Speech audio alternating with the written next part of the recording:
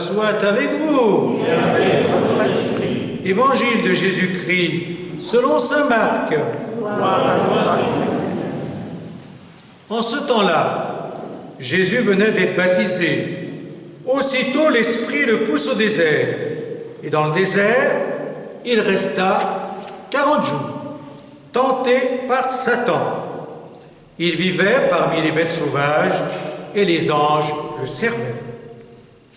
Après l'arrestation de Jean, Jésus partit pour la Galilée, proclamer l'évangile de Dieu. Il disait: les temps sont accomplis, le règne de Dieu est tout proche. Convertissez-vous et croyez à l'évangile. Acclamons la parole de Dieu. Louange à toi, Seigneur Jésus.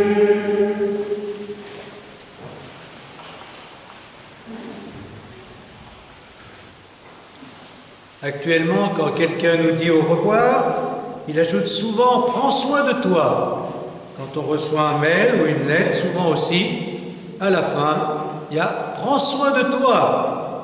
Eh bien, Carême, c'est justement le temps par excellence où on doit prendre soin de nous. Et c'est une manière positive de voir Carême.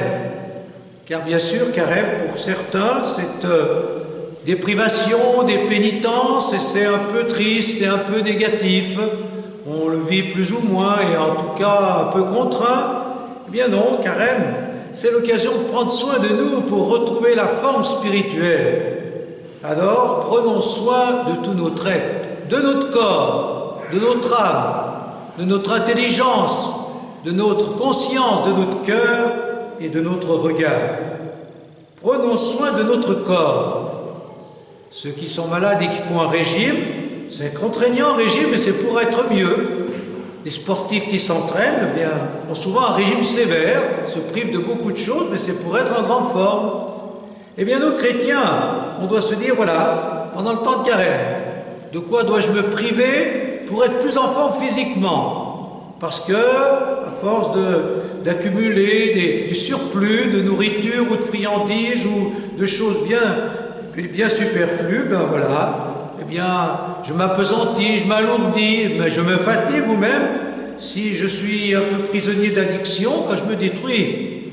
Donc, je vais me priver pour être plus en santé, plus en forme. Et l'occasion m'est donnée aussi avec tous ceux qui vivent aujourd'hui les mesures sanitaires. Ben voilà, on a des contraintes.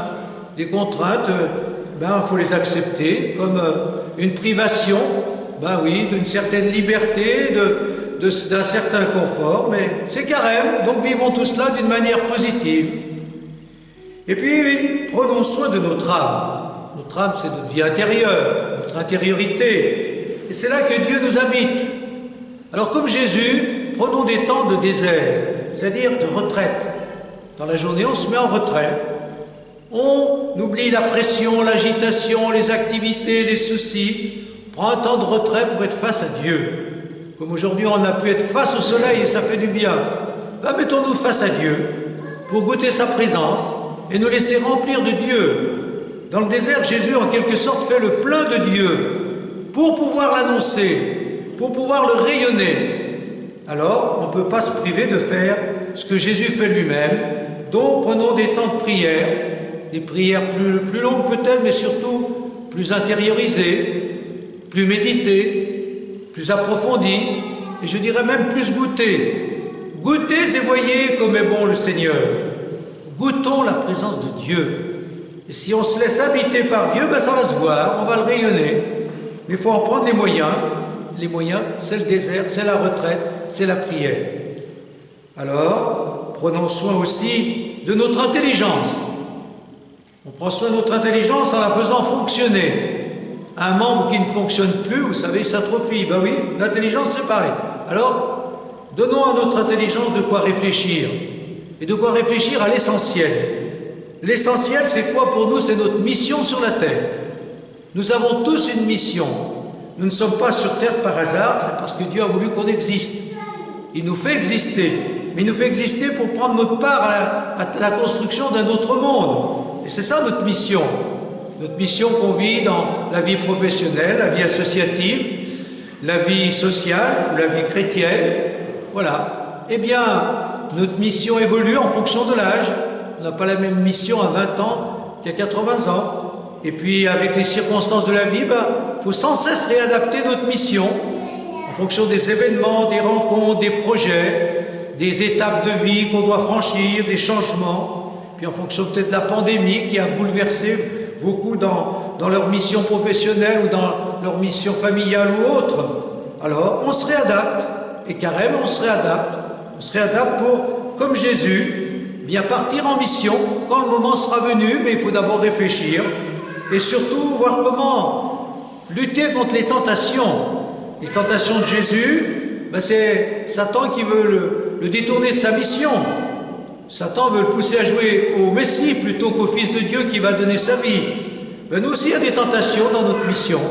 Tentation de tout laisser aller, d'abandonner, ou la tentation de nous agripper peut-être à ce qu'on a toujours fait, alors qu'il faut préparer la relève.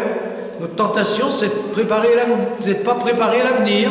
Il y a 1000 tentations possibles, alors regardons comment lutter contre nos tentations pour être fidèles à la mission que Dieu nous confie, comme Jésus a su le faire. Et puis, prenons soin de notre conscience. La conscience nous dit, allez, il ne faut plus faire ça, elle nous fait des reproches. Mais en même temps, nous dit, voilà les valeurs que tu dois vivre. Voilà, il faudrait que tu vives plus dans l'amour, plus dans la joie, plus dans la paix, plus dans la bonté, la bienveillance, plus dans la patience, plus dans la foi, dans la prière, plus dans la maîtrise de toi, etc. Voilà, écoutons notre conscience.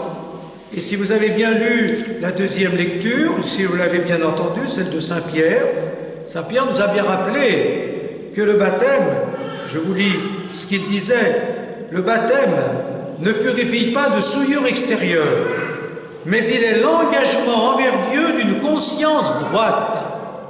Le carême, c'est temps où on s'engage. Allez, je m'engage, Seigneur, à être plus joyeux parce que je suis trop triste, à être plus optimiste, plus confiant parce que je suis trop pessimiste, à être plus patient parce que je suis trop irritable, à être plus généreux parce que je me replie sur moi, à être plus priant parce que j'oublie de prier, etc. Alors voilà, faisons le bilan de notre vie pour vivre notre baptême en nous engageant au jour le jour à vivre les valeurs que notre conscience nous suggère pour être fidèles à notre baptême et à notre vie chrétienne.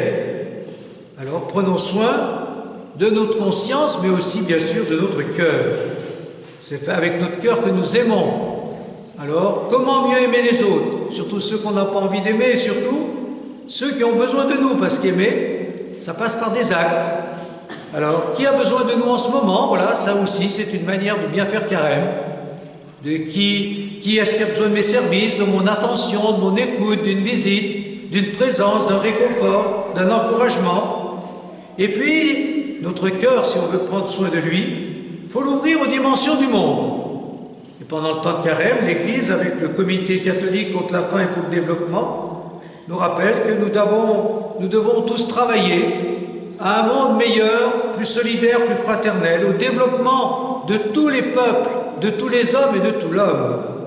Alors par exemple, cette année, le CCFD soutient 667 projets à travers le monde pour aider des personnes qui sur place, en Afrique, en Asie ou ailleurs, essayent de développer, de donner à leur entourage une vie meilleure, où chacun se sent plus digne et plus responsable.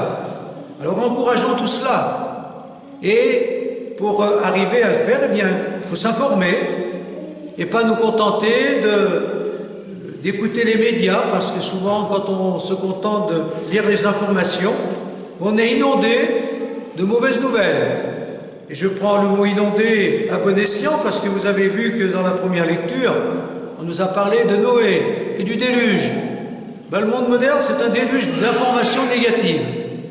Du coup, à force d'entendre qu'il n'y a que de la violence, que de la corruption, que des agressions sexuelles, des incestes et j'en passe, vous entendez ça à longueur de journée, on se dit, mais l'homme est quand même bien pernicieux, c'est pas possible que l'homme soit pareil, soit ainsi. Oui, mais il y a du mal dans le monde, il y a des hommes comme ça, il y a de la perversité, il y a aussi du bon. Il n'y a pas que du déluge, il y a des Noé, des hommes de bonne volonté, des hommes de bien, comme Noé. Et Noé, il est tout seul. avec quelques personnes, mais sauve le monde. Eh bien, regardons tous les Noé qu'il y a dans le monde et encourageons-les et soutenons-les. Alors, c'est ça, ouvrir notre cœur à notre entourage et aux dimensions du monde. Et puis, soignons notre regard. Je viens d'en parler un peu, mais notre regard est bien plus fasciné par ce qui va mal. Ça, c'est facile de voir tout ce qui va mal. Et on retient que ça. Mais il faut aussi voir ce qui va bien, ce qui est bon, ce qui est beau autour de nous. Et notamment, il faut savoir voir tous les signes d'un Dieu qui continue d'agir dans notre monde. Il continue de faire alliance avec nous. Et c'était aussi bien la première lecture que la deuxième lecture qui nous le rappelait. Et le signe de l'alliance du temps de Noé, vous le savez, c'est l'arc-en-ciel. C'est très beau. Le ciel et la terre sont unis. Dieu et l'homme s'unissent pour un monde meilleur. Et Dieu toujours propose son alliance. Je suis avec vous, mais c'est à vous de travailler. Je vous aiderai, mais changez le monde. Moi, je ne peux pas le faire sans vous. Et donc, on peut relire la première lecture pour nous dire, pour demander à Dieu d'être capable de savoir regarder tous les arcs-en-ciel qu'il y a dans notre vie et dans le monde. Tous les signes de Dieu qui veut harmoniser le ciel et la terre et nous faire habiter un monde meilleur en parfaite harmonie, aussi bien avec les animaux qu'avec les végétaux, qu'avec toute la nature, qu'avec les anges ou les démons, un peu si on peut dire ça. Parce que Jésus dans le désert, vous avez entendu, il vit dans le désert et il vivait parmi les bêtes sauvages et les anges le servaient en luttant contre les mauvais esprits. Ben voilà le monde d'harmonie que Dieu veut qu'on crée. Et les signes de ce monde, ben faut savoir les voir. Et donc pour le temps de Noé, c'était l'arc-en-ciel. Voici le signe de l'alliance que j'établis entre moi et vous et tous les êtres vivants. Je mets mon arc au milieu des nuages pour qu'il soit le signe de l'alliance entre moi et la terre. Lorsque je rassemblerai les nuages au-dessus de la terre et que l'arc-en-ciel paraîtra au milieu des nuages, je me souviendrai de mon alliance qui est entre moi et vous. Alors sachons voir les arcs-en-ciel plus que les nuages, plus que le déluge. C'est bien l'appel que le Seigneur nous adresse. Prenons soin donc de nous, de tout notre être, corps, âme, intelligence, conscience, cœur, regard et tout notre être. Prenons soin de tout notre être pour être en forme spirituelle à Pâques, c'est-à-dire pour ressusciter avec le Christ à l'occasion de Pâques. Amen.